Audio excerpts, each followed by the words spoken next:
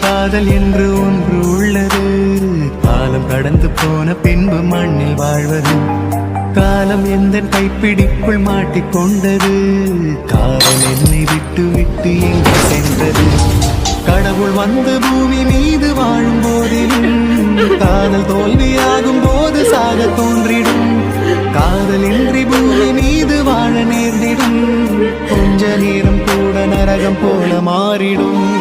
இன்று நேற்று நாளையாகும் கொண்டு போகும் காதலே உன்னை சேர வேண்டித்தானே மண்ணில்